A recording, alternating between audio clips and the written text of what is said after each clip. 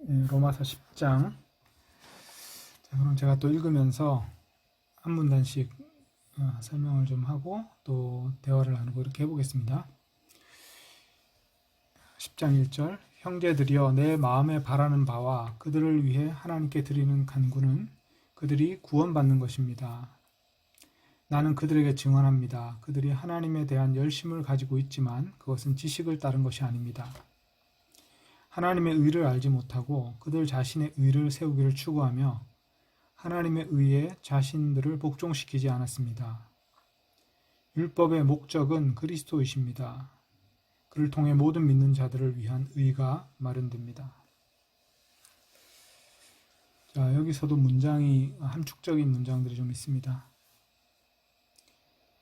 여기서 그들을 위해서 간구한다고 하는 것은 이제 이스라엘 형제들이겠죠. 그러니까 이 사도 바울이 말하는 그 유대인들, 또 혈통으로 이스라엘인들, 혈통으로 아브라함 자손인 사람들.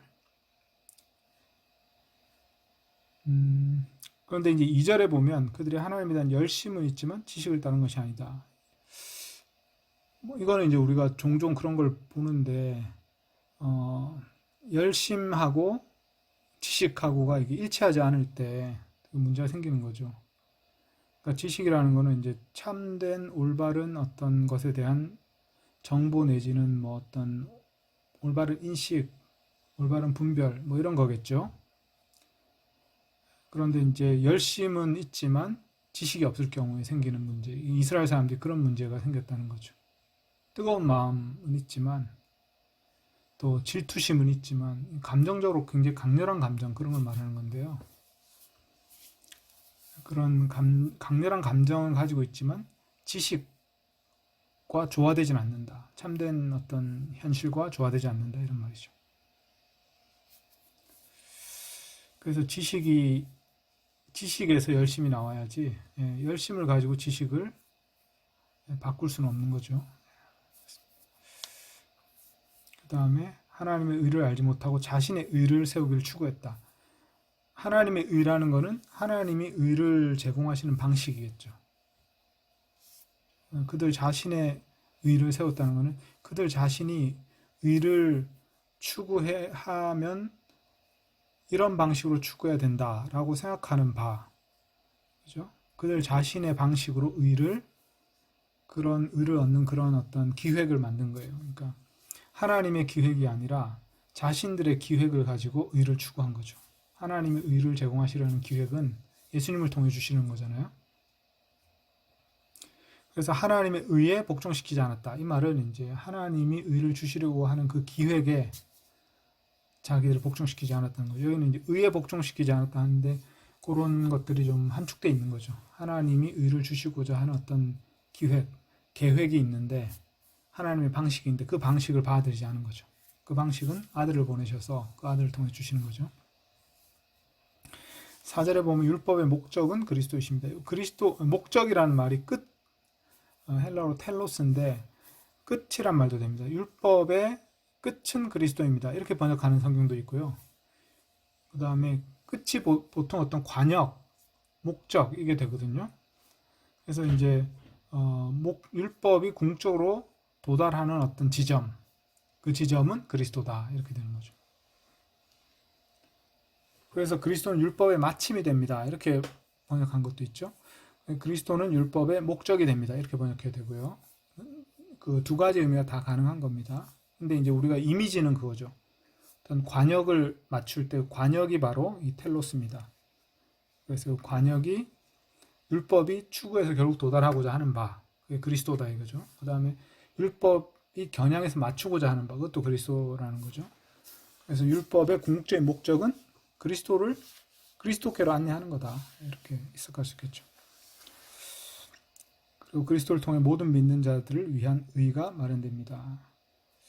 그래서 저 괄호친 부분, 그를 통해 마련됩니다, 이건 없어요. 그러니까 그 헬라어 단어는 없어요. 그래서 율법의 목적은 그리스도입니다. 그 다음에 붙어 있는 말이 전치사로 붙어 있어요. 그래서 모든 믿는 자들을 위한 의, 이렇게 돼 있어요. 전치사가 이제 에이스라는 전치사가 있는데 에이스는 무엇을 위한 이런 게 될 수도 있고, 그래서 모든 믿는 자들을 위한 의를 위한 이렇게 될 수도 있고, 뭐를 결과적으로 그렇게 되는 이런 전치사가 될 수도 있고요. 그래서 번역은 이제 그를 통해 모든 민자들을 위한 의가 마련됩니다. 결과적으로 마련됩니다. 해서 저는 이제 그런 식으로 번역을 했습니다. 혹시 뭐 이 부분에서 모호한 부분 있으시면, 또 설명이 좀 부족한 부분 있으시면 얘기해 주세요.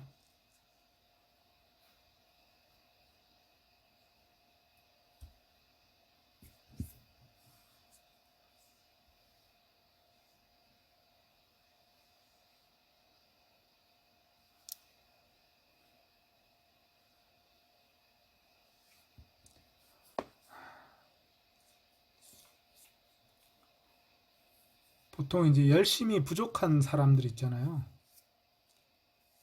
열심히 부족한 사람. 그러면 이제 좀 열심을 내야 된다. 이렇게 이제 접근을 할 수가 있는데, 이 열심히 부족한 거를 어떤 식으로 열심을 불러일으킬 수 있는가.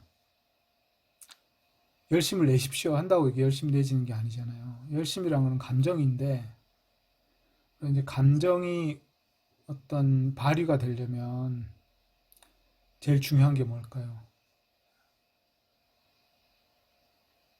감정이 발휘가 되려면 예, 상상력이 되게 중요하거든요. 상상력. 그러니까 우리가 어떤 강한 감정이 생기는 이유는 과거의 어떤 유사한 것과 지금 현재 경험한 것이 이렇게 딱 뭔가 이렇게 비슷하다고 맞아 떨어질 때, 또는 내가 어떤 하여간 이 굉장히 감정은 우리가 상상했던 어떤 것들, 그 다음에 이미지, 기억 이런 것과 다 관련이 있어요. 감정이. 그러니까 그 감정이, 하나님에 대한 감정이 살아나려면 하나님에 대한 신선한 상상력이 들어가야 되죠. 그 신선한 상상력을 우리가 어디서 얻을 수 있는가? 참된 지식에서 얻어야 되는데, 참된 지식은 그냥 우리가 이제 지적인 명제들을 의미하는 게 아니라 인격적인 어떤 지식을 말하는 거죠. 그래서 하나님에 대한 인격적 지식. 근데 이제 하나님에 대한 인격적 지식은 또 우리가 하나님을 직접 대면하기 어렵잖아요. 그러니까 하나님에 대한 인격적 지식은 우리가 어떻게 얻을 수 있느냐? 예수님에 대한 이야기는 있으니까 예수님이 어떻게 행하시는가를 보면서 그 장면을 상상하고 그 장면 속에 들어가서 예수님을 대면하는 그런 묵상을 하는 거죠. 그게 이제 이냐시오식 묵상이라 그래가지고 복음서 이야기를 우리가 마음속에 상상을 해보는 거예요. 근데 단편적인 상상을 하는 게, 단편적인 상상보다는 굉장히 그 장면을 현실성 있게 막 상상을 하는 거예요. 그리고 그 상상 속에서 예수님과 만나서 대화를 나눠보는 거예요. 그런데 그런 대화를 하는데 대화가 막 되는 거예요. 자기도 모르게 이상한 대화가 진행이 돼요. 그런데 예수님을 진짜 그 대화 끝나고 나면 예수님 진짜 만난 것 같은 체험을 하는 거죠. 이제 이냐시오 상상 관상 기도거든요. 이냐시오식 관상 기도. 그러니까 이냐시오는 상상력의 중요성을 알았던 사람이에요. 그러니까 중세 이제 칼뱅 당시 15세기, 16세기에 스페인에 있었던 어떤 기사였죠. 기사였는데 이 사람이 몸이 많이 아파가지고 침대에 누워서 젊은 시절을 보냈어요. 근데 이제 침대에 누워 있다 보니까 이 사람이 상상을 한 거예요. 자기가 용맹한 기사가 돼가지고 스페인의 여왕을 경호하는 그런 상상을 한 거죠. 근데 그 상상이 너무 자기의 마음에 기쁨을 주는 거예요. 그래서 나중에 이거를, 나중에 예수님 믿고 나서 복음서를 상상하는 데 사용하기 시작했어요. 그 방법을. 그래가지고 복음서의 모든 본문을 그렇게 이제 예수님을 만나서 그 장면 안에 들어가가지고 제자가 돼가지고 상상하는 이런 걸 한 거죠. 이 사람이 엄청나게 변화가 됐어요. 그래서 이 사람이 자기 제자들을 키우기 시작했어요. 그래서 생긴 게 예수회죠, 예수회. 그래서 그 예수회가 유럽에서 종교개혁이 일어나고 있는 동안에 예수회가 전 세계에 복음을 전했죠. 그래서 우리나라에도 이제 서강대학이 예수회가 세운 대학이잖아요.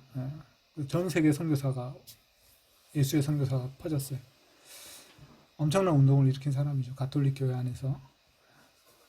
스페인에는 종교개혁이 일어나지 않았습니다. 왜냐하면 스페인에는 영적인 부흥이 한번 일어나 버렸기 때문에 종교개혁이 별로 필요하지 않았어요. 그래서 스페인은 구교 세력으로 남아 있었죠. 독일이나 뭐 이런 데서는 다, 프랑스에도 종교개혁이 일부 일어났고 영국에도 종교개혁이 일어났고 다 일어났는데 스페인만은 종교개혁이 일어나지 않았어요. 그 중에 어떤 하나의 역할을 했을 수도 있어요. 이 예수의 운동이. 근데 이제 제가 이제 말씀드리는 거는 상상력이 되게 중요한데, 우리가 상상력을 불러일으키려면 예수님의 이야기를 가지고 자꾸 묵상을 해야 된다. 그래야 이제 하나님에 대한 상상을 할 수 있잖아요. 물론 이제 우리가 우리의 경험 중에서 상상을 할 수도 있겠죠. 우리가 정말 좋았던 경험, 그거를 자꾸 상상을 하는 거예요. 그러면 그 경험이 재현이 돼요. 그러니까 우리가 하나님과 만났던 경험 있잖아요. 그 경험을, 하나님과 만남이라는 되게 특별한 경험이 있는데 그 경험을 자꾸 상상을 해가지고 그때 경험했던 거지만 지금 다시 되새김질을 하는 거죠. 그때 경험을 그대로 생생하게 느껴보는 거예요. 우리가 한번 지나간 경험이라고 해서 그 경험이 무익한 게 아니라 이제 그걸 다시 상상하면 그 경험이 재현되면서 우리의 인격에 다시 영향을 미치거든요. 그것도 되게 중요한 어떤 상상력을 우리가 다시 회복하는 방법이고요.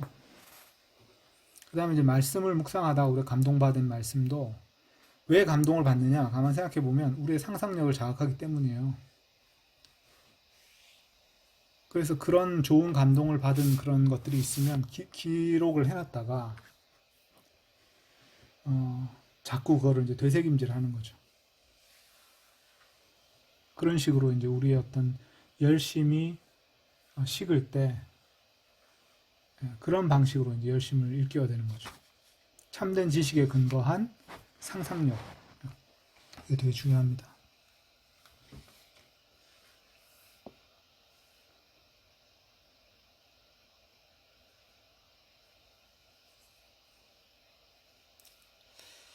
네, 다음 문단 보겠습니다. 5절부터 10절까지. 모세는 율법으로부터 나는 의를 기록합니다. 그것들을 행한 사람은 그것들 안에서 살 것이다. 그러나 믿음으로부터 나는 의는 이렇게 말합니다. 내 마음에 이렇게 말하지 말라.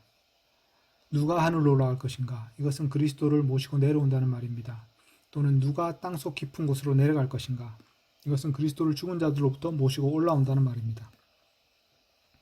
오히려 무엇을 말합니까? 그 말이 내 가까이에, 내 입속과 내 마음속에 있다. 이것은 바로 우리가 선포하고 있는 믿음의 말입니다. 즉 당신의 입으로 예수가 주님이심을 고백하고 당신의 마음으로 하나님이 그를 죽은 자들 가운데 일으키신 것을 믿으면 당신은 구원받을 것입니다. 왜냐하면 이것이 마음에 믿어져서 의에 이르고 입으로 고백되어져서 구원에 이르기 때문입니다.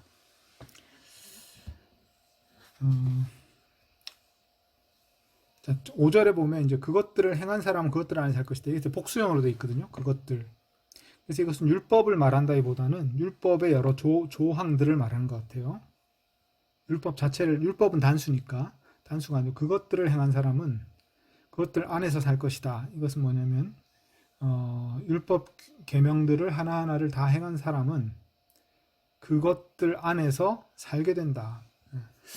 이 표현이 원래 이제 레위기 18장 5절로 보면 이거는 뭐 나쁜 의미로 되는 건 아닌데 한번 살펴보겠습니다. 레위기 18장 5절.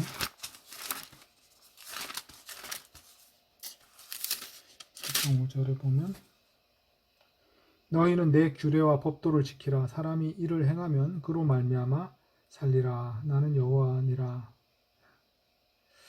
그래서 하나님의 규례와 법도를 지키면 그로 말미암아 살리라. 나는 여호와니라. 그러니까 이제 이 규례와 법도를 지키면 그로 말미암아 살리라 했는데 여기서는 헬라어 번역은 72역은 그렇지 않은 거죠. 그 안에서 살리라 이렇게 돼 있는 거죠. 그러니까 요거는 충분히 이제 히브리어가 헬라어로 바뀌면서 전치사가 이렇게 바뀔 수가 있어요. 근데 바울 사도는 그것들을 행한 사람은 그것들 안에서 살 것이다. 그 말 자체가 좋은 것이긴 하지만 여기서 인용될 때는 대조가 되는 거죠. 그것들 안에서 사는 것과 그 다음에 예수님 안에서 사는 것, 이게 좀 의미적으로 좀 대조가 되는 거예요. 그래서 그 과거에 처음 율법을 주실 때는 하나님이 그 율법들 안에서 살리라 이렇게 했는데, 이제는 어떻게 되나요? 그리스도 예수 안에서 살리라, 이게 이제 바뀌는 거죠. 신약 시대에. 그러나 믿음으로부터 나는 의는 이렇게 말합니다. 이제 믿음으로부터 나는 의는 이제 새롭게 주어진 예수님과의 새 언약 안에서 일어나는 그 의죠. 요거는 이제 그 신명기 30장을 또 보셔야 돼요. 신명기 30장 보면 이 인용이 그냥 읽어서는 무슨 뜻인지 이제 우리가 잘 알기가 어려워요. 그런데 이제 이 신명기 30장 읽어보면 희한하게도 이 문맥이 딱 맞습니다. 신명기 3장 6절을 먼저 읽어볼게요. 내 하나님 여호와께서 내 마음과 내 자손의 마음에 할례를 베푸사 내게 마음을 다하며 뜻을 다하여 내 하나님 여호와를 사랑하게 하사 내게 생명을 얻게 하실 것이며, 이렇게 돼 있어요. 그러니까 요 6절은 마음의 할례를 베푼다라는 이 말이 사실은 이제 지금 첫 번째 언약에서 나온 얘기가 아니라 거기 보면 이제 30장 앞부분 보면 이제 하나님을 반역해서 이스라엘 민족이 하나님을 떠나면 하나님이 포로로 보내실 것이다, 이런 예언이 나와요. 신명기에 이미. 나중에 이게 바벨론 포로로 됐지만 결국 포로로 보내서 쫓아낼 것이다, 이 땅에서. 그 얘기를 한 다음에 신명기 3장 3절에 보면 너희가 다시 하나님께 돌아와서 하나님을 마음과 뜻을 다해서 하나님의 말씀에 귀를 기울이면 너를 마음을 돌이키시고 너를 긍휼히 여기사 포로에서 돌아오게 하신다, 이런 말을 해요. 포로에서 돌아오게 하신 다음에 6절에 보면 마음의 할례를 베푸신다, 이렇게 나오죠. 이 마음의 할례를 베푼다는 말이 이제 여기서 처음 나오는데, 마음의 할례 사상, 요 마음의 할례를 베푸셔가지고 이 백성들의 마음을 고치신다, 이 말이 나오잖아요. 그죠? 이게 신명기 30장에 6절에 나오는데 이게 나중에 예레미야 31장 1장 31절로 나옵니다. 예레미야 31장 31절은 뭐라고 하냐면 너에게 새 마음을 줄 것이다. 그리고 내 율법을 너희 마음에 새길 것이다. 이렇게 나오거든요. 그래서 이 마음의 할례 사상이 예레미야 31장에 새 마음을 주신다, 마음을 고치신다, 이런 그 새 언약 사상으로 이어져요. 근데 이제 신명기서는 이게 나중에 분실되었다가 요시야 왕 때 성전 개축을 하다가 발견했거든요. 그래서 재발견이 돼요, 신명기서가. 그 재발견됐을 때 그때 예언자가 예레미야입니다. 그래서 예레미야 31장의 그 마음의 할례 이야기가 예레미야서에도 나옵니다. 그리고 이 마음의 할례는 나중에 이제 우리가 에스겔 36장으로 가면 새 마음을 주시겠다는 것이 내 영을 너희 속에 두겠다, 이렇게 바뀌어요. 더 발전이 되는 거죠. 에스겔 36장 예언에. 그렇게 되고 그것이 이제 예수님 시대에 오면 성령을 부어주시겠다로 이제 확실하게 되는 거죠. 예수님과의 언약에서 결국 마음의 할례가 이제 성령을 주시는 걸로 이렇게 연결되거든요. 자, 그런데 그게 이제 30장 6절인데 30장 11절 보면 내가 오늘 내게 명령한 이 명령은 내게 어려운 것도 아니고 먼 것도 아니라 하늘에 있는 것이 아니니 내가 이르기를 누가 우리를 위하여 하늘에 올라가 그의 명령을 우리에게 가지고 와서 우리에게 들려 행하게 하랴 할 것이 아니요 바다 밖에 있는 것이 아니니 내가 이르기를 누가 우리를 위하여 바다를 건너가서 그의 명령을 우리에게로 가지고 와서 우리에게 들려 행하게 하랴 할 것도 아니니라. 오직 그 말씀이 내게 매우 가까워서 내 입에 있으며 내 마음에 있은즉 내가 이를 행할 수 있느니라.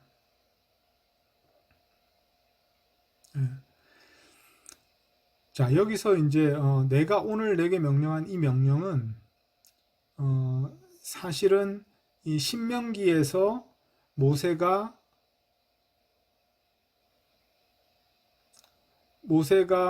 이스라엘 백성에게 전달한 그 명령일 수도 있는데, 여기 보면 14절에 보면 그 말씀이 내게 매우 가까워서 내 입에 있고 내 마음에 있은즉 이를 행할 수 있느니라. 그러니까 이 명령이 이 14절 말씀은 내 입에 있고 내 마음에 있다는 것은 이걸 다 잘 이해할 수 있고 또 모르는 바가 아니다. 이런 거겠죠. 쉽게 이해할 수 있는 거다. 그러니까 멀리서 가져와야 되는 게 아니다. 이런 거예요. 그래서 멀리서 가져와야 되는 게 아니라 이해하기 쉬운 거고 어려운 것도 아니다. 그 말을 이렇게 표현한 거예요. 그래서 하늘에 있는 것이 아니니 누가 우리를 위해서 하늘에 올라가 그의 명령을 가지고 와서 우리에게 들려 행하게 하랴. 그러니까 하늘에 있을 만큼 그렇게 먼 데 있거나 가지기 어려운 게 아니라는 거죠. 그 다음에 바다 밖에 있는 것도 아니라는 거죠. 자, 이 문장을 사도 바울이 변형해서 사용하는 거예요. 사도 바울이 어떻게 변형해서 사용하냐면 누가 하늘로 올라갈 것인가. 이것은 그리스도를 모시고 내려온다는 말입니다. 무슨 말인지 알겠죠? 이거 뭐냐면 믿음으로부터 나는 이에 대해서 누가 하늘로 올라갈 것인가. 그러니까 하늘에 올라가서 그리스도를 데려와야 되지 않냐. 멀리 계신 분이니까. 그렇지 않다는 거죠. 누가 땅속 깊은 곳으로 내려갈 것인가. 땅속 깊은 곳에 그리스도가 계시다면 거기서 우리를 모시고 와야 되지 않냐. 그리스도를 모시고 오는 게 얼마나 어려운 일인가를 얘기하는 거예요. 그러니까 신명기 말을 그대로 인용한 게 아니라 그 신명기 말의 그 수사법만 인용을 한 거예요. 그 내용을 그대로 인용한 게 아니라. 약간 고차원적인 인용이죠.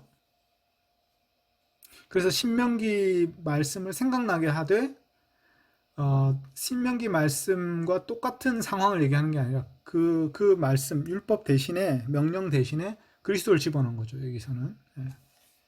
그래서 그리스도는 멀리 계시지 않다 이 말을 한 거예요.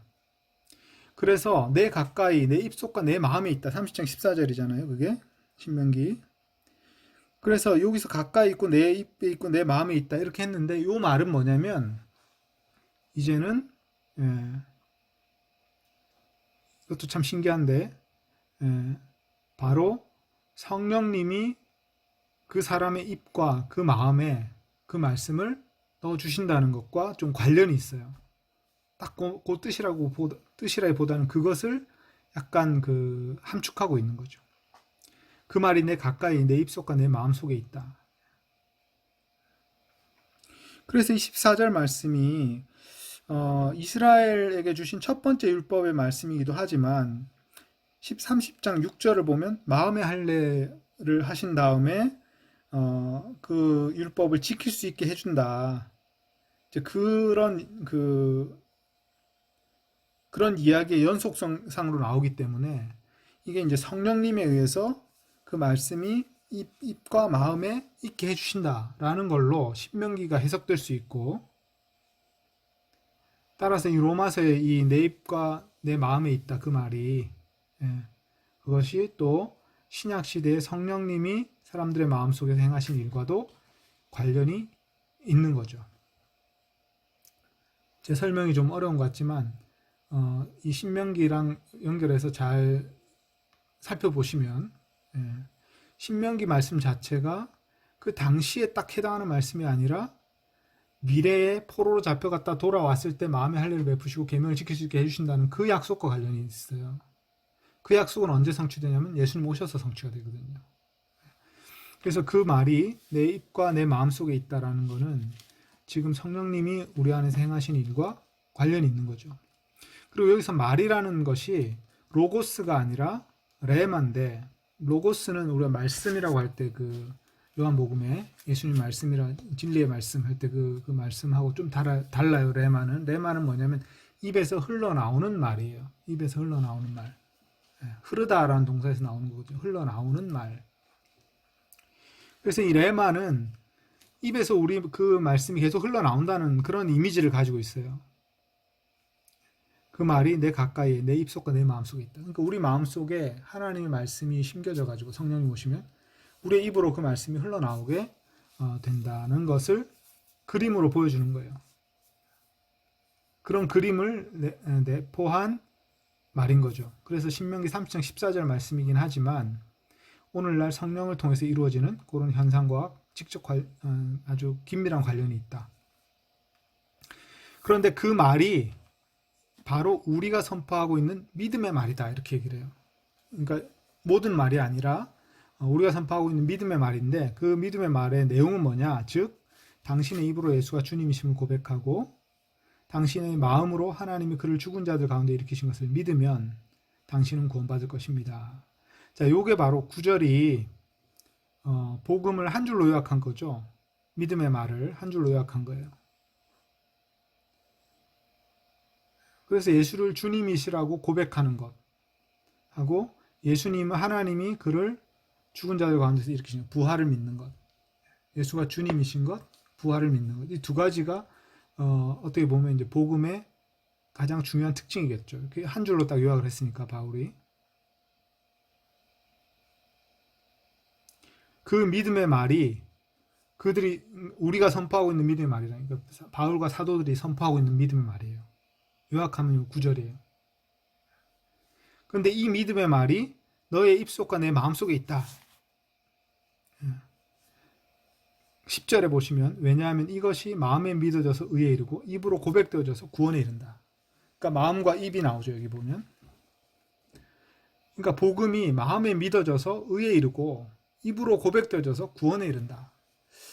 여기 이제 제가 수동태를 그대로 살려서 번역을 했는데 한글 성경에는 수동태로 하지 않고 능동태로 번역을 해버려가지고 사람이 마음으로 믿는다, 고백한다 이렇게 이제 능동적인 행동으로 표현을 했지만 사실은 그게 아니라 수동태예요. 수동태는 왜 수동태일까요? 이거는 성령님이 행하신 일이기 때문에 그렇죠. 하나님이 선물로 주시는 거기 때문에 그런 거죠. 복음이 믿어지는 거는 선물이죠. 그죠? 그리고 그것이 입으로 고백돼 예수가 주님이신 것을 입으로 고백하는 것도 이거는 성령님이 우리에게 주신 선물로 되는 거지 원한다고 되는 게 아닌 것 같더라고요. 그래서 요 10절은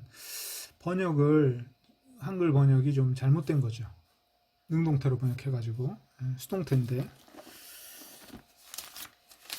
근데 이제 이런 식의 이제 번역을 좀 단순하게 번역을 해버린 거예요. 이 수동태로 번역을 하면 또 설명을 해야 되니까 번역을 할 때는 이걸 좀 그런 문법사항을 될 수 있으면 감추려고 하거든요.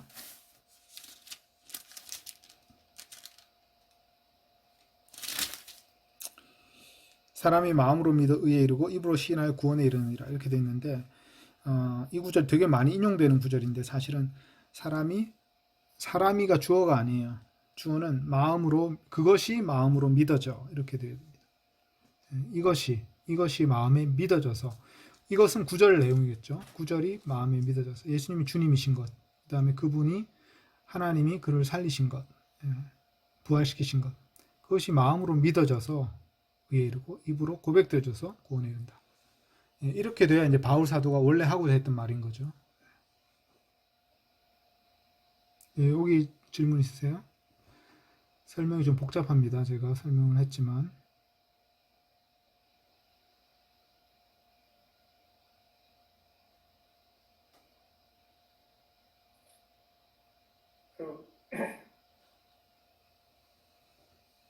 이게 수동태인 게 저는 되게 좀 긍정적인 느낌으로 받아지거든요, 항상. 수동이라는 게 하나님과의 관계에서. 맞아요. 근데 이제 믿어지지 않는 사람들이 나는 왜 이렇게 안 믿어지지? 라고 얘기했을 때 그 답이 그 믿음을 선물로 안 주셔서야 하는 건 좀 별로인 것 같아요. 맞아요. 예. 그 좋은 포인트예요. 그러니까 이제 믿음이 뭐냐를 다시 한번 좀 설명을 해야 되는데 믿음이라는 거는 의탁이거든요. 트러스트. 저희가 이제 믿음은 네 가지가 있다고 항상 얘기하잖아요. 지식, 그 다음에 수용, 동의나 수용이라고 해요. 지식과 동의, 그 다음에 신뢰, 그 다음에 확신. 그러니까 지식이 있어야, 그러니까 뭘 알아야 믿을 거 아니에요, 그죠? 그러니까 믿으면 지식이라는 차원이 반드시 있고, 그 다음에 동의는 뭐냐면 수용이라고도 하는데 그 사실이 나에게도 해당한다라는 어떤 그걸 말하는 거죠. 그것이 이제 그냥 팩트가 아니라 객관적 예수님 십자가에 죽으셨다. 그건 그냥 팩트잖아요. 그건 지식이죠. 지식에 해당하는 거예요. 그 팩트가 그것이 나를 위한 것이었다. 이렇게 되면 이제 그거는 수용이 되는 거죠. 동의나 수용이 되는 겁니다. 그것도 믿음인데 그 다음 단계가 뭐냐면 신뢰, 트러스트. 트러스트는 뭐냐면 이거는 의탁하는 거예요. 자기를 맡기는 거. 자기 자신 맡기는 거. 옛날에 그런 비유 많이 나왔는데 나야가라 폭포에 이제 줄을 걸어놓고 어떤 사람이 그 위로 이제 건너가는 그거를 이제 보인 거죠. 건너가는 그 묘기를 보인 거예요. 그래서 사람들이 다 그 사람이 왔다 갔다 할 수 있다는 걸 다 봤어요. 이제 이 사람 얘기를 하는 거죠. 제 등에 업히실 분 나와보라. 아무도 안 나오는 거죠. 예. 근데 그 장면이 그 사람이 지나갈 수 있다는 건 누구나 다 지식으로 알고 있지만 그러한 나를 그 등에 업히기에는 뭔가 부족한 거죠. 그건 뭐 사람들의 자연스러운 감정입니다. 근데 이 비유가 보여주는 거는 이제 지식과 동의와 수용, 아니, 트러스트, 위탁이 다르다는 것을 말하는 겁니다. 예수님과 하나님의 어떤 그 도우심에 나를 의탁하는 거, 이게 이제 구원 얻는 믿음이에요. 트러스트, 신뢰. 그다음에 마지막 확신인데, 확신은 내가 하나님이 나를 사랑하신다는 확신, 또는 내가 하나님의 사랑을 받는다는 확신, 뭐 또는 내가 구원받았다는 확신, 이런 확신인데, 확신은 내 마음속에 드는 어떤 주관적인 상태거든요. 그래서 확신은 흔들릴 수가 있어요. 나의 마음의 상태에 따라서 몸이 피곤해도 흔들릴 수 있고 졸려도 밤에 잠을 못 자도 확신이 사라질 수가 있어요. 몸에 영향을 받거든요. 그런데 구원에 이르는 믿음은 신뢰라는 거죠. 네 가지 요소 중에 다 필요하지만 신뢰가 가장 중요하고 나머지는 부차적인 거예요. 신뢰가 있느냐 없느냐 중요한 거죠. 그렇다면 이제 그 예수님 믿으려고 하는데 안 믿어진다. 이거는 어떻게 하면 되냐면 믿는 것처럼 행동하면 돼요. 믿는 것처럼 행동하면 됩니다. 그러니까 내가 감정적으로 안 믿어진다, 확신이 안 든다, 이런 것들은 내가 지식으로 알고 동의는 되는데 그 다음 단계가 안 되는 것 같잖아요. 그때는 감정과 상관없이 뭔가 느낌과 상관없이 행동으로 그냥 하면 돼요. 내가 믿는 것처럼 행동하면 됩니다. 그것이 바로 신뢰거든요. 예수님 말씀대로 실천하는 거, 그게 예수님 말씀을 신뢰하는 거예요. 그게. 그래서 믿음이 안 생긴다는 사람은 믿는 것처럼 행동을 하라. 믿는 흉내를 내라. 또는 예수님 말씀을 믿는 사람처럼 실천하는 거예요. 그게 믿음의 행위인 거죠. 그런 믿음이 생기는 거죠. 그냥 그 자체가 믿음이니까. 그 다음에 확신이 따라오는 거죠. 아까 얘기했듯이 감정이 안 쫓아올 때, 우리가 감정이 안 쫓아올 때, 감정이 생기고 난 다음에 뭔가를 행동을 하겠다. 이거는 좀 어리석은 거고요. 행동을 하고 나면 감정이 쫓아옵니다. 그게 되게 중요한 거죠. 감정이라는 건 변덕스러운 거거든요. 그런데 우리 행동은 되게 확고한 거예요. 그러니까 몸으로 움직이고 나면 감정이 따라온다. 사람이 그렇게 만들어져 있거든요. 그래서 아까 그 질문에 대해서는 어떻게 간단하게 요약할 수 있을까 모르겠지만 믿음이 없는 게 아니라 믿음은 바로 믿을 수 있어요. 내 마음속 확신은 당장 안 생길 수 있지만 믿음은 바로 믿을 수 있다. 내가 예수님 믿겠다고 하고 그대로 행동하면 되니까. 예수님 말씀을 읽고 그 말씀대로 실천하려고 하고 뭔가 하나 순종하려고 하고 그러니까 뭔가 행동을 하면 되는 거죠. 그러면 그게 믿음이 시작된 거죠, 이미.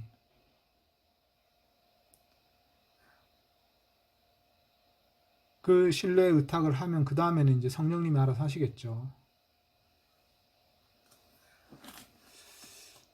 이미 그 사람 안에 성령님 역사를 하고 계신 건데 느끼지 못하는 거죠. 아직은. 이미 성령님이 어느 정도 믿을 마음을 주셨다는 것은 역사하고 계신 거죠.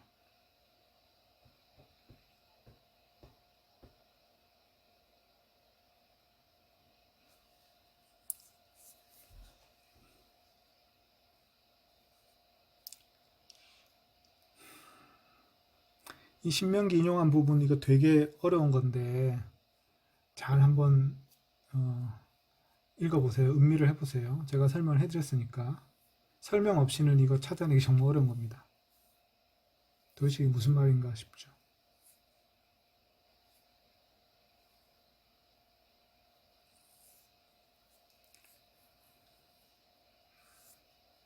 나중에 이해 안 가시면 또 한번 질문하시고요. 다음 시간에. 11절부터 그러면 15절을 또 읽어보겠습니다. 성서가 이렇게 말합니다. 그를 믿는 모든 자가 수치를 당하지 않을 것이다. 왜냐하면 유대인과 헬라인의 차별이 없기 때문입니다. 그분 자신이 모든 것들의 주님이시며 그에게 도움을 요청하는 모든 이들을 향해 풍성히 주시기 때문입니다. 주님의 이름을 부르며 도움을 요청하는 모든 사람이 구원받을 것이다. 그러면 어떻게 그들이 믿지 않았던 분에게 도움을 요청하겠습니까? 어떻게 들어보지 못한 분을 믿겠습니까? 선포하는 이 없이 어떻게 듣겠습니까? 그들이 보냄받지 않았다면 어떻게 선포하겠습니까? 기록된 것과 같습니다. 얼마나 아름다움과 좋은 소식들을 전파하는 자들의 발들이. 자, 여기서도 이제 번역과 관련해서 좀 몇 가지가 이슈가 있는데요.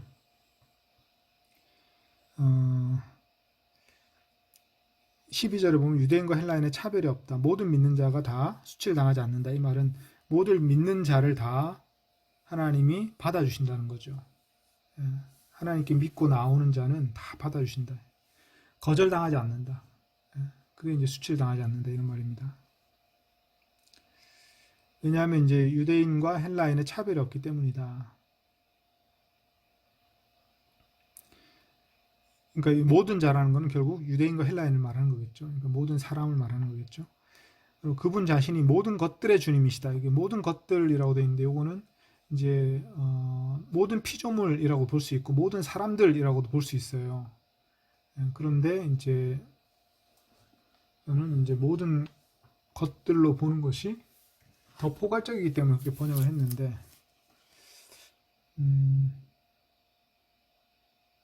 12절 다시 한번 저 확인해 보겠습니다. 네, 맞습니다. 이게 모든 사람들이라고 보면 좀 좁게 그렇게 번역할 수도 있고요.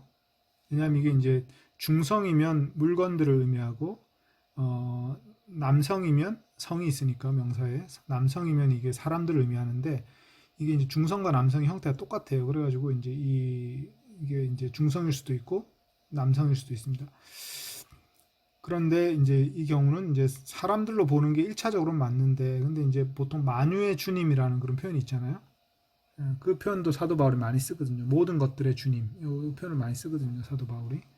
에베소서도 있고 그다음에 로마서 8장에도 있고. 예. 그에게 도움을 요청한다. 이 단어가 우리 이제 개역 개정에는 그의 이름을 부르는 자 이렇게 되어 있습니다.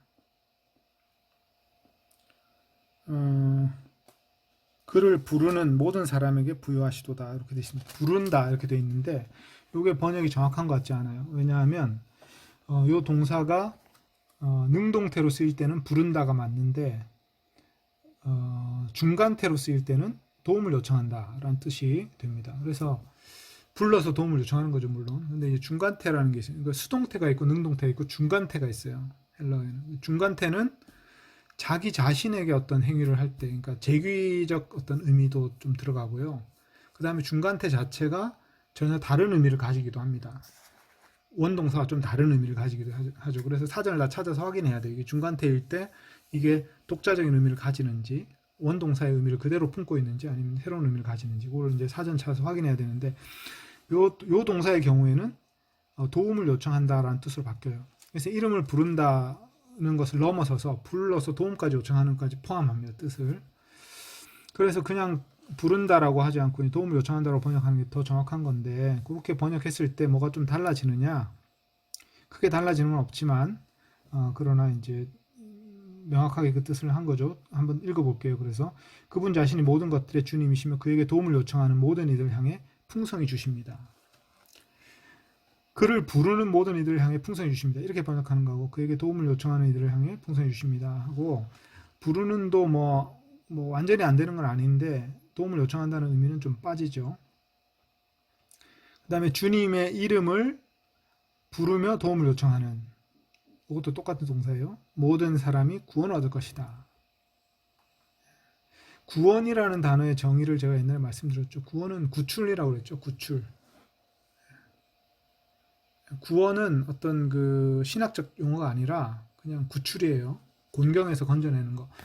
길에 가다가 이웃의 집에 염소가 구렁에 빠져 있으면 끄집어내줘라. 예, 그런 계명이 있잖아요. 율법이 있습니다. 그러면 그때 그 구렁에 빠져 있는 걸 꺼내주는 거, 이게 구원해 주는 겁니다.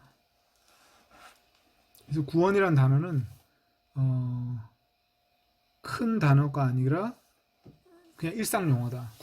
구출로 바꾸면 가장 좋습니다. 그 뉘앙스가 딱 그런 거죠. 건져내는 거. 도움을 요청하면 구출받는 거죠. 구원받을 것이다. 도와주신다 이 말이죠. 그러면 어떻게 그들이 믿지 않았던 분에게 도움을 요청하겠습니까? 어떻게 들어보지 못한 분을 믿겠습니까? 선포하는 이 없이 어떻게 듣겠습니까? 보냄받지 않았다면 어떻게 선포하겠습니까? 그래서 얼마나 아름다움과 좋은 소식들을 전파하는 자들의 발들이라는 이제 이사야 52장 7절. 예. 자, 믿으려면 그래서 복음을 전파해야 되고, 복음을 전파하는 사람들이 와서 복음을 전파하면 그것을 듣고 믿게 된다는 거죠. 그러면 이제 그들이 그 복음 안에서 하나님이 어떤 분인지 알게 되니까 그 다음에 도움을 요청하는 거죠. 하나님이 그들을 사랑하신다는 걸 알게 되었기 때문에 도움을 요청하는 거죠. 그래서 복음이라는 것은 한마디로 말하면 하나님이 죄인을 사랑하신다는 거예요. 그게 복음의 가장 중요한 메시지잖아요. 요한복음 3장 16절. 이처럼 사랑하셨다 하나님 세상을. 그래서 이처럼 사랑하셨다. 그게 감탄문이거든요. 그러니까 복음의 그 핵심은 하나님의 사랑이고 하나님의 사랑을 확증하셨다. 로마서 5장. 그 다음에 로마서 8장에는 주 예수 그리스도 안에 나타나 있는 하나님의 사랑에서 누가 우리를 끊을 것이냐. 주 예수 그리스도 안에 있는 하나님의 사랑. 이게 복음인 거죠. 근데 이제 복음을 우리가 이제 신학적으로 자꾸 이거를 성경적 의미에서 좀 더 발전시켜서 자꾸 얘기를 하다 보니까 복음에는 이게 꼭 들어가야 됩니다. 저게 꼭 들어가야 됩니다. 이렇게 막 얘기를 해가지고 복음의 어떤 요소들을 다 해가지고 딱 이렇게 해놓은 게 있지만 그러나 이제 바울 사도가 요약한 복음은 로마서 8장 마지막 절 우리 주 예수 그리스도 안에 있는 하나님의 사랑 이게 복음이죠. 그래서 그 복음을 듣고 나면 사람들이 주님의 이름을 부르며 도움을 요청해야 된다는 거예요. 왜냐하면 하나님이 어떤 분인지 알게 됐기 때문에. 그럼 도움을 요청하면 모든 사람이 다 구출받는다는 거죠. 그를 믿는 모든 자가 수치를 당하지 않을 것이다. 거부당하지 않는다. 하나님의 사랑에서 거절당하지 않는다. 자, 혹시 뭐 여기서 질문 있으신가요?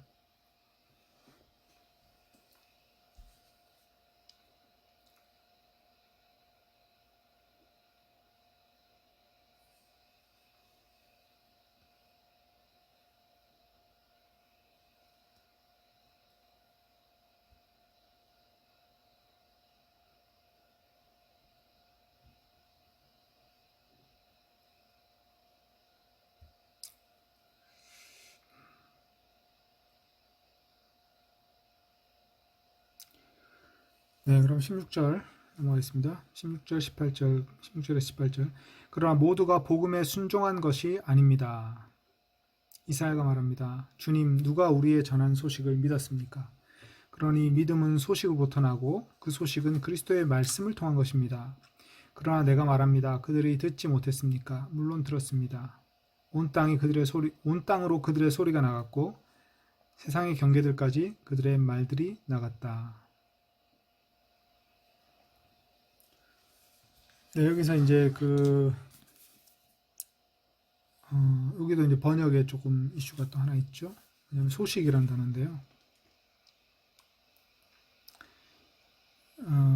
이거를 이제 17절에 보면 믿음은 소식으로부터 나고 그 소식은 그리스도의 말씀을 통한 것이다. 이렇게 되어 있는데 이거를 이제 들음으로부터 이렇게 번역이 되어 있어요. 로마서 10장 개역개정 보면 믿음은 들음에서 나고 들음은 그리스도의 말씀으로부터 말미암았다. 이렇게 번역이 되어 있는데 들음이라고 번역을 하면 문제가 뭐냐면 그 앞절이 앞절과 좀 일관성이 떨어지는 거예요. 주님, 우리가 전한 같은 단어거든요. 들음을 믿었습니까? 이렇게 번역할 수가 없잖아요. 주님, 우리가 전한 소식을 믿었습니까? 소식이란 거는 이제 우리가 전한 어떤 뉴스죠. 뉴스, 메시지. 예. 우리가 전한 복음의 메시지를 믿었습니까? 이런 거죠. 그런데 믿음은 들음으로부터 나고 하면 이 앞에 소식이라는 단어와 뒤에 그 단어 똑같은 단어를 들음으로 바꿔버리니까 번역이 잘못된 거죠. 그렇게 번역하면 앞에 문장과 동떨어진 내용이 돼버리죠. 그래서 일관되게 소식이라고 번역을 해야 됩니다.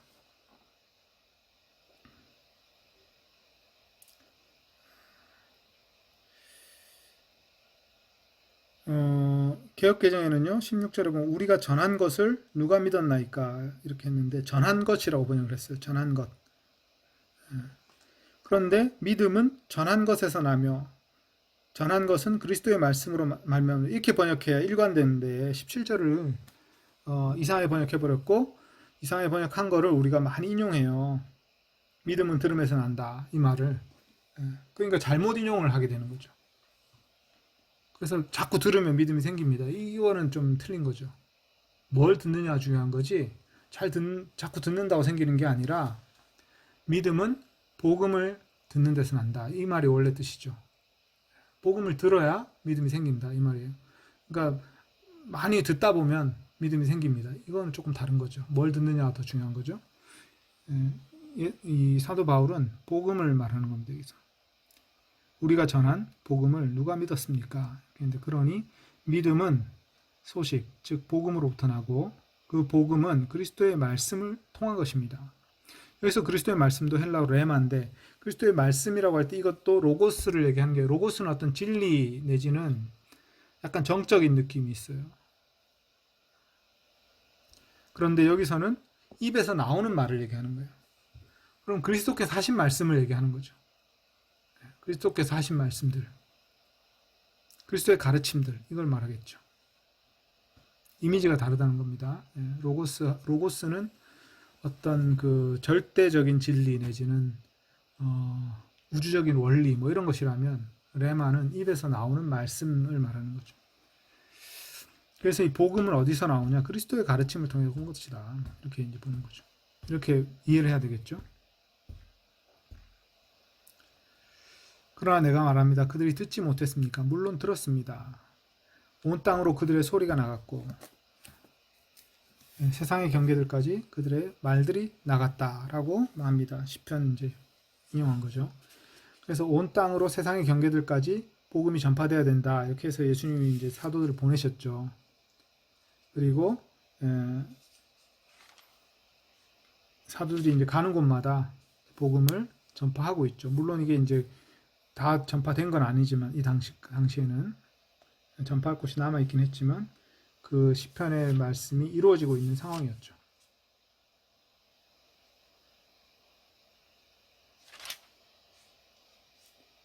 혹시 여기 또 뭐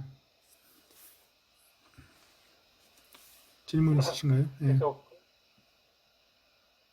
나오는 그리스도의 말씀은 그러니까 우리가 그 복음서의 예수님의 말씀들로 이렇게 이해를 하면 되는 거죠. 네. 그렇게 이해하는 게 가장 건전한 것 같아요. 그러니까 왜냐하면 그걸 떠나서 우리가 다른데 예수님 말씀이 또 있다고 생각한다는 게 좀 이상한 거고, 그 다음에 이제 사도들의 가르침 속에 예수님 말씀이 이제 있는데, 근데 사도들의 가르침은 예수님 말씀을 그대로 동어 반복을 하지 않아요.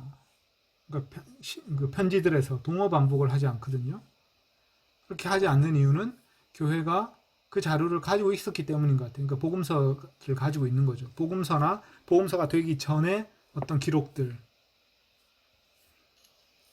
복음서가 편집되기 이전에도 그런 기록들이 있었을 거 아니에요. 예. 그러니까 이게 복음서를 이렇게 전제하고 아까 그런 거 있잖아요. 그러니까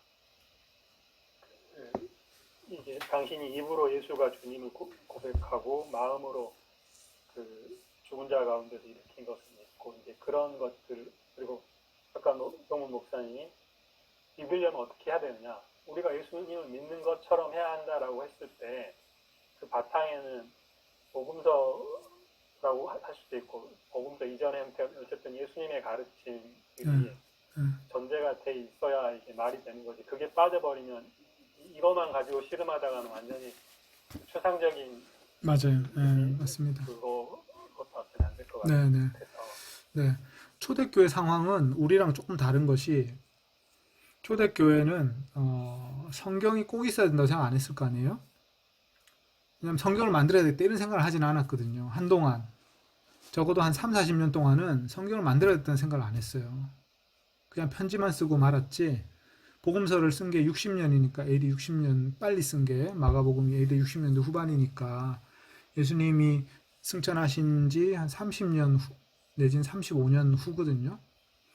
그러니까 30년 동안 어떻게 지냈냐 이 사람들이 예수님이 책을 안 쓰셨잖아요. 그래서 어떻게 생각했냐면 제가 이제 상상해 보는 건데 예수님이 책을 안 쓰고 그 말씀을 사도들에게 가르쳐 가지고 사도라는 어떤 그 12제자를 남기신 거죠. 또는 그 예수님과 있었던 72제자 이런 제자를 남기신 거예요.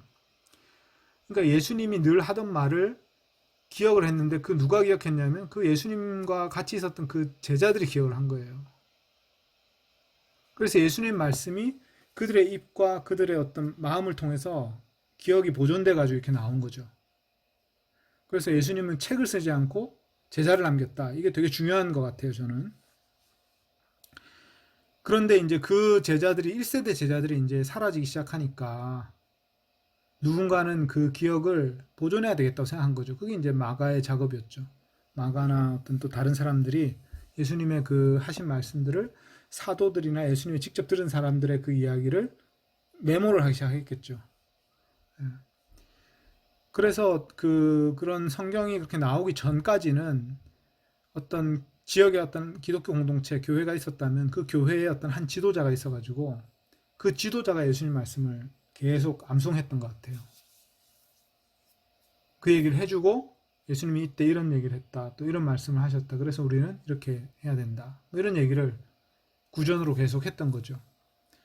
그러다 이제 그런 지도자가 없어지면 이제 그다음부터는 이제 서신이라든지 어떤 이 복음서 이런 걸 이제 읽고 그걸 해설해주는 그 다음 세대 지도자들은 그 기록들을 해설해주는 사람이 된 거죠. 내가 예를 들어 베드로한테 배웠는데 바울한테 배웠는데 이 말은 이런 뜻이다. 이런 식으로 이제 해설해주게 된 거죠.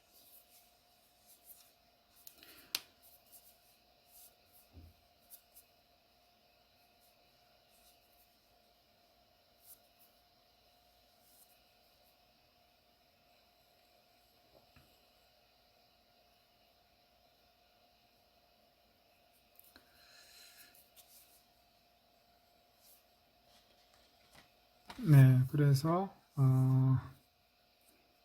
믿음은 복음을 듣는 데서 난다. 그러니까 복음을 잘 가르쳐야 되고 선포를 해야 되겠죠. 그것이 이제 사도들의 또 사명이었죠. 보냄받은 자가 이제 사도잖아요. 보냄받다란 동사에서 명사가 이제 파생된 거거든요. 그래서 여기서 보냄받은 자가 없다면 어떻게 선포하겠습니까? 이 말을 했을 때고 보냄받은 자는 이제 사도를 말하는 거고 이 사도들이 복음을 전파했기 때문에 그것이 또 땅끝까지 다 전파될 것이기 때문에 그것을 듣고 믿으면 된다. 이제 이런 식으로 되어 있습니다. 그래서 이제 오늘날에는 개인 전도를 굉장히 강조를 했는데 개인 전도는 사실은 사도들의 복음 전파 방식은 아니에요. 그러니까 1세기 당시의 복음 전파 방식은 개인 전도가 없었다고 말하면 안 되죠. 왜냐하면 개인적으로 공동체에 데려오거나 소개를 하거나 또는 사도들의 설교를 듣는 자리에 데려오거나 이런 것들이 있었으니까 그게 다 개인 전도라고 말할 수 있겠죠. 그래서 그러나 개인이 복음을 요약해서 전해야 된다라는 생각은 별로 없었습니다. 그런 생각은 없었다고 봐야 되고 그 대신에 이제 그 방법이 나쁜 건 아니죠. 그걸 할 수 있는 사람은 해야 되겠죠. 그러니까 모든 사람이 그걸 해야 된다라고 할 때 어떤 문제가 생기냐면 복음을 되게 간단하게 요약을 해버려야 돼요. 사형리처럼 되게 간단하게 요약을 해버려야 돼요. 그래야 모든 사람이 다 전할 수가 있으니까. 근데 이제 사형리도 우리가 이제 그 사형리 전도하는 법을 잘 배워보면 그냥 즉흥적으로 하면 안 되고 사형리에 써 있는 그 구절을 그대로 읽어야 되거든요. 왜냐하면 가장 정성된 단어로 그걸 써놨기 때문에 절대로 네가 이거 설명하지 마라 이렇게 얘기를 해요. 그대로 읽어라. 예. 왜냐하면 설명하다 보면 이제 이상한 얘기를 할 수 있으니까. 그러니까 복음을 전할 때 이제 그런 어떤 뭐 문제, 이게 이제 개인 전도의 시대였어요. 이제 20세기는. 그런데 이제 사도들은 사실은 개인 전도를 강조한 게 아니라 사도들 자신의 복음 전파가 되게 중요했던 거죠. 물론 이제 누가 사도냐 또는 누가 복음을 전파할 자격이 있느냐 이거는 이제 뭐 좀 복잡한 문제긴 하지만 누구든지 예수님을 가르칠 수 있잖아요. 그거 뭐 예수의 제자라면 그거는 누구든지 할 수 있는 건데, 그러나 이제 그 가르치는 사람은 복음을 제대로 알고 제대로 전해야 되겠죠. 그 자체는 좋은 일인데, 그럼 모든 사람이 그걸 해야 된다 이렇게 하지는 않았다는 거죠.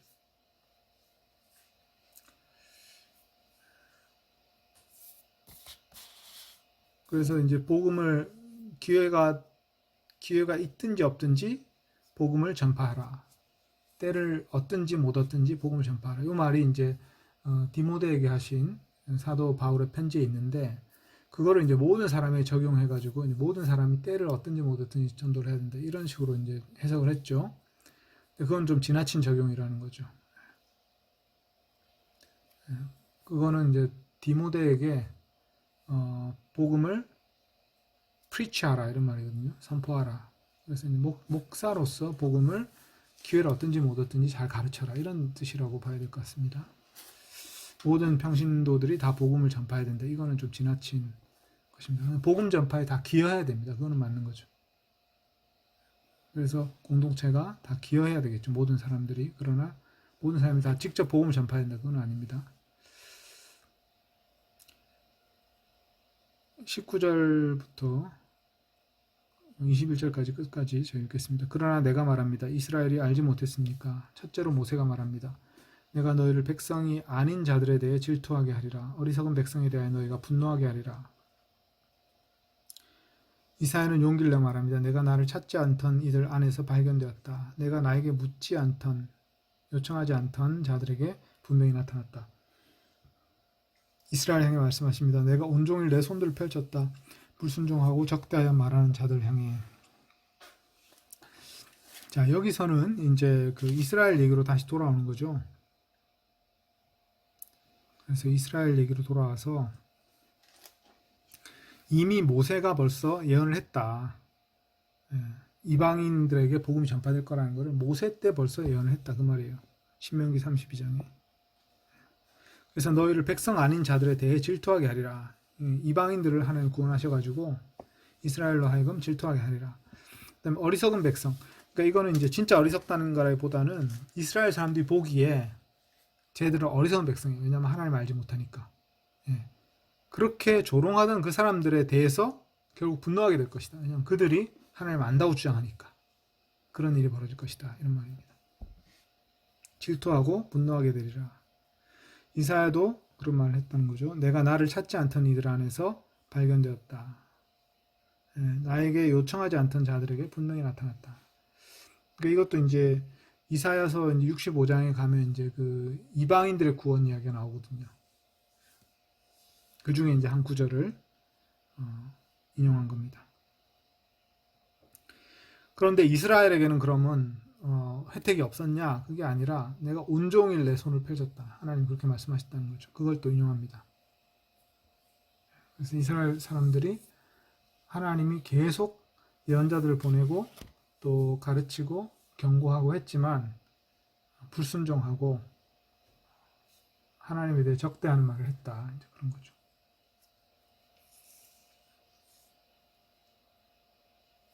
그래서 어떤 역전 현상이 일어나기 시작했다는 거죠. 이 역전 현상이 이방인들이 예수님 믿는 것하고 그 다음에 유대인들이 예수님 믿지 않는 것하고 이게 이제 역전이 된 거죠.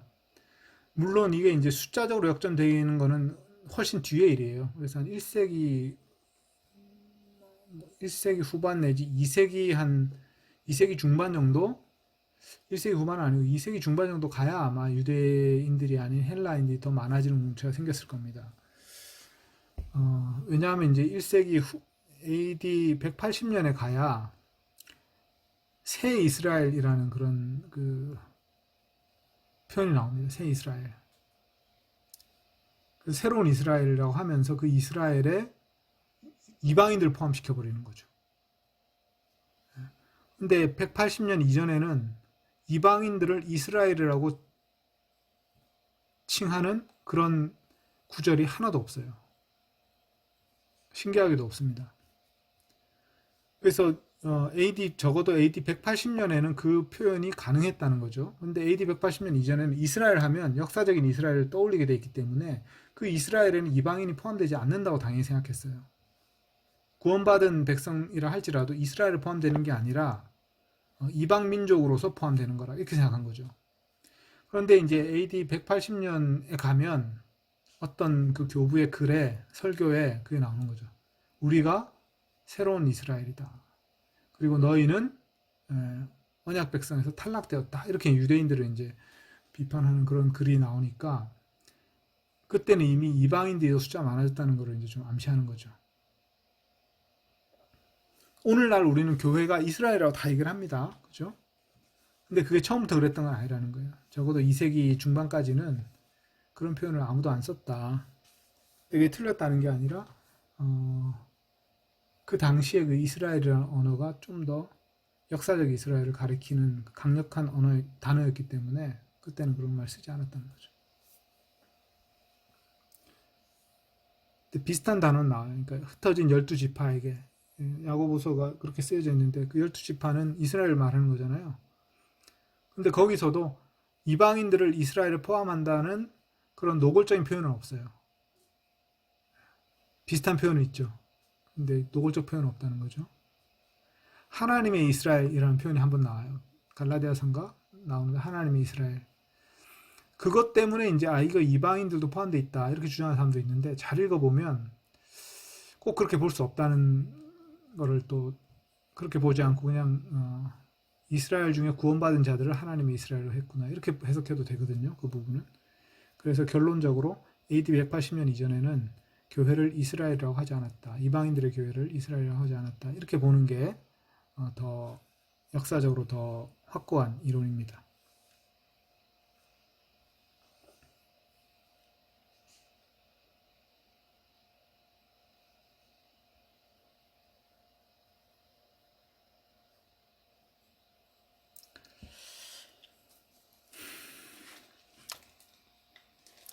자, 뭐 오늘 10장까지 했는데요.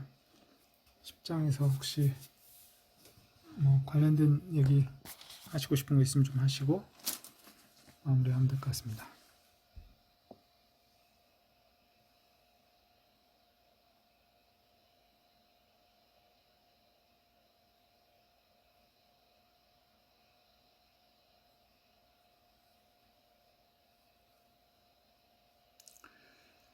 음, 15절에 보면 얼마나 아름다움과 좋은 소식들을 전파하는 자들의 발들이 이렇게 번역되어 있는데 원문을 그대로 한다면 이렇게 될 것 같아요. 얼마나 아름다움과 좋은 것들을 복음 전파하는 자들의 발들이. 좋은 것들을 복음 전파한다. 그러니까 유앙겔리조라는 동사를 이제 복음 전파하다 이렇게 번역을 할 수 있거든요. 유앙겔, 유는 좋다는 뜻이고 앙겔은 이게 이제 사자가 전하는 어떤 그 메시지를 말하거든요. 앙겔로스가 사자니까 보냄받은 어떤 사자. 그러니까 보냄받은 자가 좋은 소식을 전할 때 유앙겔리조라고 단어를 쓰거든요. 유앙겔리조. 엔젤이 이제 보냄받은 자죠. 사자를 말하죠. 천사. 앙겔. 그러니까 이 보냄받은 자 좋은 소식을 전하는 게 이 복음을 전하는 거거든요. 근데 이 유앙겔리조라는 동사는 어떤 승전의 소식을 전할 때도 유앙겔리조라는 동사 씁니다. 전쟁에서 우리나라가 이겼다라는 소식을 전령이 뛰어와서 전하잖아요. 그때 유앙겔리조라는 말을 쓰거든요. 좋은 소식을 전하니까. 그런데 이제 여기서 목적어는 좋은 것들을 유앙겔리조 하는 자들의 발들이 이렇게 돼 있으니까 좋은 것들은 제가 가로로 이제 좋은 소식들이라고 번역을 했고 그다음에 이제 전파한다고만 번역했지만 복음 전파한다 이렇게 해야 이제 원래 유앙겔리조라는 단어죠. 근데 그렇게 하면 좋은 것들을 복음 전파한다. 이 말이 좀 어색했어요. 그냥 좋은 것들을 전파하는. 이렇게 한 다음에 괄호 열고 유한겔리조라는 동사 쓰였다. 이렇게 표시를 한 겁니다. 예. 그래서 이반젤리즘, 전도, 이반젤리즘도 유한겔리조에서 온 단어고요. 예, 그렇습니다. 유한겔리온은 이제 복음, 유한겔리온. 예.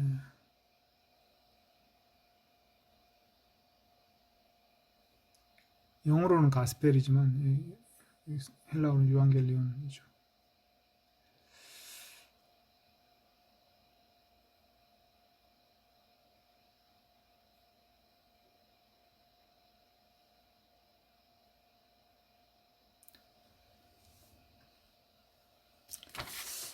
네, 뭐 그러면 이 정도로 마무리할까요? 네, 질문을 많이 해주세요 다음에. 제가 번역을 좀 더 빨리 드려야 되는데. 예. 질문 하나만 네네 하시죠. 드리면은 이제 복음 전도에 대한 얘기가 많이 나오잖아요. 네, 좀 현실적인, 실질적인 어떤 그 조언을 제가 좀 듣고 싶어서 네, 말씀드리자면은 뭐 직접적인 뭐 전도나 복음 전도를 뭐 이렇게 막 적극적으로 하라고 아무나 이렇게 쓰여 있다고 하진 않지만 기여도 해야 된다고 하셨고 뭐 15절도 지금 보면은 긍정적으로 유도를 하잖아요. 맞습니다. 예, 아름답고 좋은 거라고 하는 거니 네, 이렇게 들으면 유추한 건데 전도를 잘 해야 되겠다는 생각이 그렇죠. 들죠. 네, 그래서 근데 이제 조심스러운 거는 복음에 대해서 제대로 이해도 못하고 있는 상황에서 복음 전도를 잘못 전한 복음을 네, 그런 것들 때문에 아마 더 목사님이 그런 생각하시는 게 아닌가 싶은 생각도 들어요. 네. 근데 저는 이제 저도 잘은 모르지만 어쨌든 상황이 돼서 이렇게 뭐 복음 전도 하는 계기들이 좀 생기는 경우가 있는데 네, 그렇게 얘기하면 뭐 복음에 대해서 얘기하면은 관심 있고 좋아하는 것 같아서 이제 그러면 뭐 얘기 좀 나눠보자.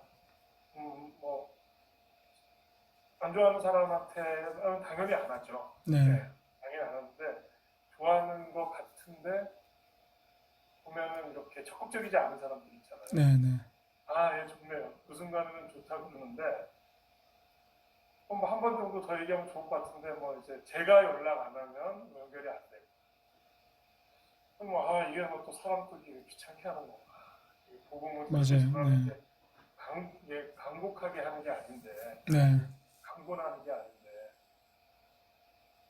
그런 이제 좀 딜레마에 좀 빠지죠. 네, 네, 좋은 거라서 전하고 싶은데 상대방은 부담스러운 것 같기도 하고 또 성경에 보면 그렇게 하지 말라고 되어 있는 것 같은데 그렇다고 내가 가만히 있으면 뭐 거기서 끝날 것 같고 네, 그렇다고 보면 이제 또 한번 연락하면 또 봐요. 또 얘기하고 몇 번 하고 나면 또 그 생각이 드는 거예요. 계속 내가 연락해야 되나? 그러면 뭐 이렇게 굉장히 이상적으로는 그렇게 하고 나면 몇 번 하고 나면 이제 본인도 그래서 뭐 내가 더 듣고 싶어요 뭐 이랬는데 그런 경우보다는 소극적인 분들이 더 많은 것 같아요. 네, 네, 특히 네. 그랬을 때 어떻게 해야 되나요? 계속 이렇게 연락해서 보자고 하고 얘기하는 게 맞는 건지 너무 과하게 하지 않고 열심히 그 사람한테 기도해주면서 이제 뭐 하나님이 알아서 하시는 건데 내가 인간적인 어떤 뭐라고 내가 조바심으로 하는 것도 아닌 것 같고 좀 이렇게 좀 모호합니다. 네, 네, 이럴 때 딱 좀 어떤 태도를 취해야 되는 건지. 네. 이 전도는 어쨌든 우리 전도의 정의를, 그러니까 선교학에서 전도도 정의를 내려야 될 거 아니에요. 무슨 활동을 전도라고 하는가. 그죠? 그래서 이제 전도의 그 내용을 보면 복음을 일단 설명하는 게 필요하겠죠. 그 다음에 그 사람이 인격적으로 권유를 받아야 되겠죠. 예수님 믿지 않을래? 네가 예수님 믿었으면 좋겠어. 이 인격적 권유를 하는, 복음의 내용을 소개하고 인격적으로 권유를 하는. 그리고 그 사람이 질문을 하면 질문에 대해 답도 해줘야 되겠죠. 이 복음을 이해하는 측면에서. 예. 그래서 권유와 설득. 네가 예수님 믿어야 돼. 난 네가 예수님 믿었으면 좋겠어. 그리고 어떤 질문을 하면 대답을 해주고 이렇게 해서 설득하는 과정. 여기까지를 이제 전도라고 해요. 그러면 이제 그 믿느냐 안 믿느냐는 그 사람의 책임인 거죠. 그래서 결과는 전도에 속하지 않습니다. 그러니까 이제 우리가 결과가 이 사람 믿었냐 안 믿었냐에 따라서 전도를 했냐 안 했냐로 결정하지는 않는다는 거죠. 전도는 인격적으로 복음을 소개하고 설득하는 데까지가 이제 전도다. 이게 이제 하나의 전도의 정의니까 이제 거기까지 우리가 할 수 있다는 거죠. 그러면 이제 이 사람에게 몇 번 인격적으로 권했는데 믿지도 않고 반응도 없어요. 그럼 어떻게 해야 될까? 이 문제거든요. 그래서 여기서는 원론적으로는 전도가 끝난 거죠.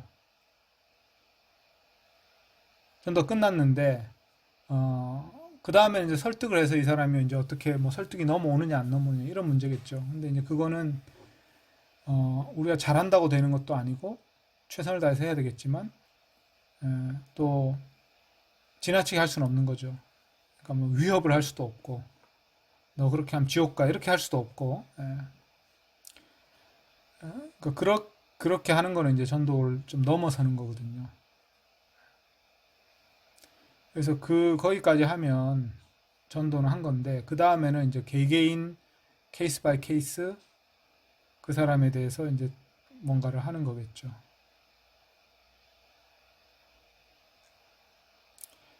그리고 이제 이런 것도 있는 것 같아요. 내가 옛날에 전도학 교수님한테 들은 얘기인데, 제가 태근 형님한테 옛날에 말씀드린 것 같아요. 손가락 5개로 설명하는 거.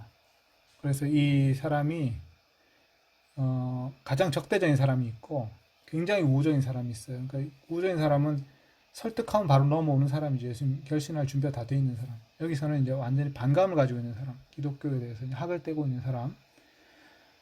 근데 이제 우리가 그리스도인으로서 전도를 하려고 했을 때 이 5종류의 사람들 중에 이 사람이 지금 어디에 있는가를 먼저 좀 알아야 된다.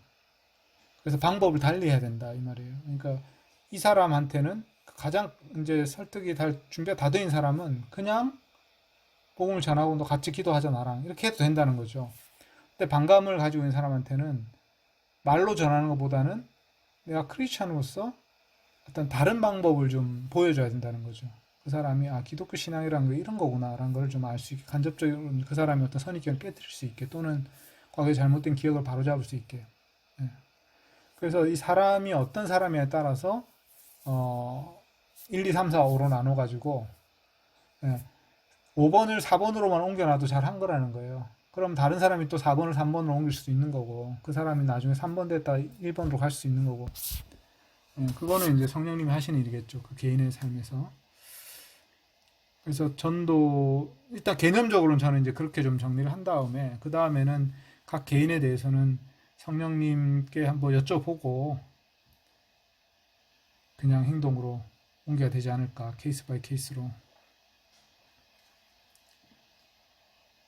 그래서 성령님 오늘 제가 좀 직접적으로 얘기를 할까요? 뭐 이렇게 물어보는 거죠. 감동대로 하는 거죠. 그리고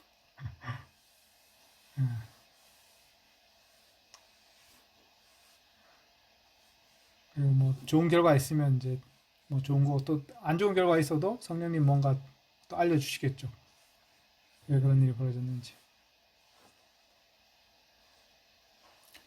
딱 부러지는 답은 없지만 뭐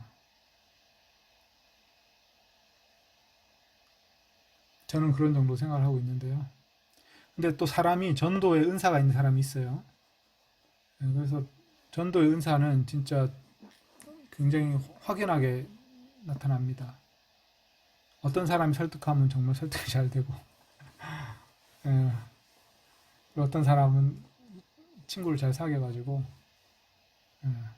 전도를 아주 활발하게 잘하고 그런 사람이 있습니다. 모든 사람이 그럴 수는 없지만 그런 분들도 있으니까 그런 분들은 전도를 소극적으로 하실 필요는 없죠. 오히려 적극적으로 해야죠.